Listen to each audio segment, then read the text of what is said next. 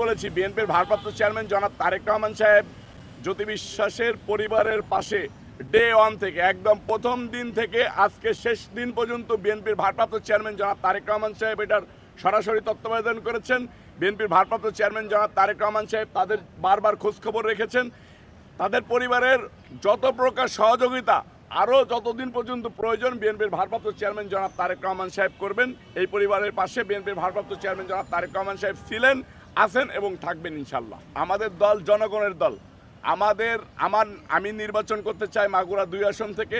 আমি মাগুরা এবং মাগুরা 2 আসনের সকল মানুষকে বলেছি যে আপনাদের বিপদে আপদে আমি রবিউল ইসলাম নয়ন ভ্যানগার্ড হয়ে থাকবো বলে তাদের কাছে প্রতিশ্রুতি দিয়েছি। সেটার ধারাবাহিকতায় মাগুরার যত লোক চিকিৎসার জন্য আসে এবং অসুস্থ হয় আমি আমার সাধ্যমতো ঢাকাতে তাদের গার্জিয়ান হয়ে চিকিৎসা সেবাগুলো দিয়ে যাই এবং আদার্স যে সমস্যাগুলোয় তারা পড়ে তাদের সেই সমস্যাগুলো সমাধান করে তাদের পাশে থাকার চেষ্টা করি। এটা শুধু ঢাকাতেই নয়, এটা মাগুরাতেও আমি গিয়ে করি। দেখেন আমার নিজ এলাকা মাগুরা 2 মাগুরা সদর ইউনিয়নে এই হিন্দু সম্প্রদায়ের একটা বাচ্চা মেয়ে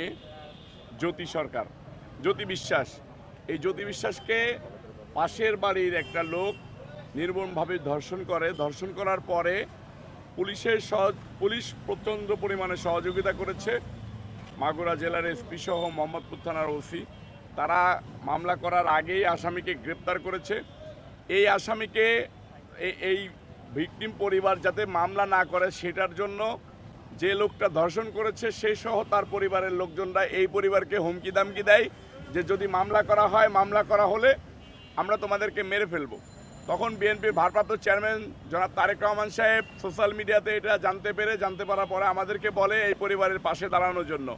আমরা আমাদের নেতাকর্মীদেরকে নিয়ে এই পরিবারকে সাহস দিয়ে আমাদের লোকজন সাথে থেকে পরিবারকে দিয়ে থানায় মামলা করানোর পরে বসুন্ধরা টিস্যু অশুদ্ধতার বিরুদ্ধে এক বিন্দুও ছাড় নয়।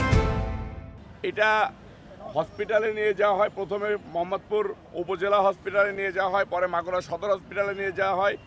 মেয়েটার অবস্থা খারাপ দেখে ঢাকাতে রিফার করে মাগুরা সদর হসপিটাল।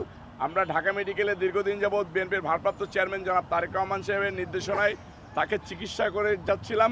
আজকে সে সুস্থ হয়েছে, তাকে আমরা বাড়িতে পাঠিয়ে দিচ্ছি। একটা জিনিস হচ্ছে যে আসিয়ার ঘটনা আপনারা দেখেছেন হয়তোবা, আসিয়ার ঘটনা ঘটেছিল মাগুরায়। সেখান থেকে আসিয়াকে আমরা ঠিক একইভাবে ঢাকাতে এনে চিকিৎসা করিয়েছি। আমরা তখন দেখেছি আসিয়ার বেলায় যে যখন বিএনপির ভারপ্রাপ্ত চেয়ারম্যান জনাব তারেক রহমান সাহেব চিকিৎসার দায়িত্ব নিয়েছিলেন, চিকিৎসা করিয়েছিলেন, তখন বিভিন্ন দলের নেতারা গিয়ে ফটো সেশন করেছিলেন। আমরা জ্যোতি বিশ্বাসের বেলায় কিন্তু সেটা দেখি নাই যে জ্যোতি বিশ্বাসের সাহায্য সহযোগিতার হাত বাড়িয়ে দিয়েছে বিএনপির ভারপ্রাপ্ত চেয়ারম্যান জনাব তারেক রহমান সাহেব ছাড়া আর কেউ হাত বাড়িয়ে দিয়েছে আমরা এরকম কাউকে দেখি নাই। রাজনীতি হোক মানবতার সেবায়, রাজনীতি হোক সাধারণ মানুষের জন্য, রাজনীতি হোক মানুষকে ভালো রাখার জন্য, রাজনীতি না হোক ফটো সেশনের জন্য। আমরা সেটা চাই। আমরা চাই যে জ্যোতি বিশ্বাস বাড়িতে যাচ্ছে তার পরিবারের সম্পূর্ণ নিরাপত্তা দিক প্রশাসন যেরকম জ্যোতি বিশ্বাসের পাশে দাঁড়িয়েছিল মাগুরা প্রশাসন, মাগুরা শুধু পুলিশ প্রশাসনই জ্যোতি বিশ্বাসের পাশে দাঁড়িয়েছে, আর কোনো প্রশাসন কিন্তু জ্যোতি বিশ্বাসের পাশে দাঁড়ায় নাই। একবারের জন্যও কোনো সংস্থার লোক জ্যোতি বিশ্বাসের বাড়িতে যায় না, জ্যোতি বিশ্বাসের পরিবারের কোনো খোঁজখবর রাখে নাই। এটা সরকারের গাফিলতি বলে আমরা মনে করতেছি। এরকম যাতে বাংলাদেশে নিরীহ মানুষ, নিরীহ সম্প্রদায়, হিন্দু সম্প্রদায় যেন অনিরাপদ না হয়ে যায় বাংলাদেশে অনির্বাচিত সরকারের হাতে, আমরা সেইটা চাই। ধন্যবাদ।